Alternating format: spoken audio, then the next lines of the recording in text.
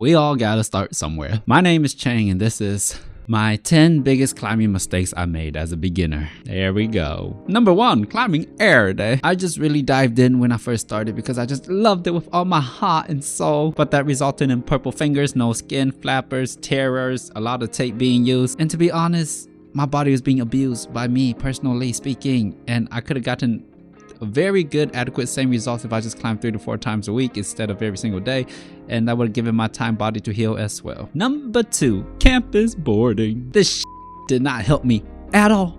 I was way too weak to derive any benefits from this, and my programming for this was also booty. I was much better off doing hangboard. Hangboarding would have been way better, but I wanted to be cool and go up and down using just the tiny rungs, which in hindsight are actually pretty big because I was super weak back then.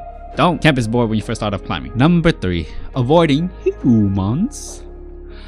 I'm a pretty introverted human being, if I say so myself, I do. And so when I was climbing, I tended to avoid humans, but that wasn't good because if you interact with humans, you could talk about climbing. You talk about climbing, you talk about good beta. You talk about good beta, it helps you climb better.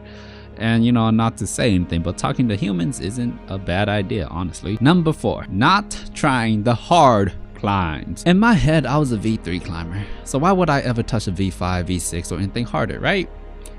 I mean, I'm not that good, so why should I try to be better? But that's a bad mindset to have because you should try all the climbs available to you, because who knows, you might be able to do 1 or 2 moves on a really hard climb, and that's really good for your mind because it lets you know that hey, you can do something harder, you just have to try it first. Number 5, not doing long projects. I was the type of climber who came in, tried to climb for 5-10 minutes, and if I couldn't do it, forget about it. I'm moving on and I'm never coming back just like that. Hit the road, Jack. But that's not good because projecting helps you build great integrity for becoming better at climbing by sending something you couldn't do before, so now you can do something that you couldn't do before, so now you're a better person, and you do enough of that, ultimately all those wins equals you being a better climber. I hope that makes sense. Next, number 6, bad shoes. For the longest time, I always believed that shoes didn't particularly matter all that much. I was wrong. Once I got myself a pair of bad boys that were adequate, oh my god, my climbing grade just was really higher than what it was before, and I could finally do slab now. Amazing, right? Get some good shoes. Don't just keep buying the beginner ones. Number 7, buying chalk balls. Every time I ran out of chalk, I would always just buy those singular chalk balls that they sold. And I don't know why, but I feel like back then I didn't know that chalk came in bags, I think. I don't know, but I kept buying these chalk balls many, a lot of times, like a stupendous amount of time. And that's just not financially smart. So I finally came around and started buying chalk in bigger bags, which is much more financially beneficial for not wasting money. You also do that. Number 8, demoralize. You know, I guess I had a phase where I was pretty jealous of good climbers being good.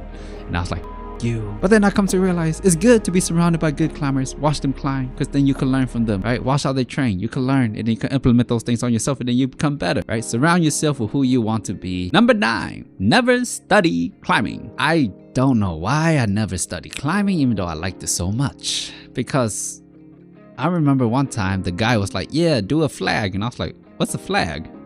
And he had to explain to me what a flag was, and I had been climbing for like a little over a year or at some point in time. I was like, I should have probably already knew what this was, right? So do a little bit of studying, learn all the techniques, because if you learn all the name and the techniques, you can spot them on the wall and you can implement it to your own climbing.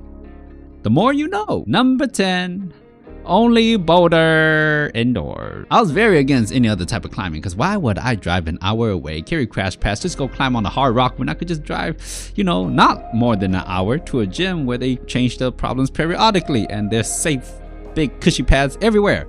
Just didn't make any sense to me. But you know what? You never know until you know. And these experiences of trying different types of climbing disciplines will only make you a better human being.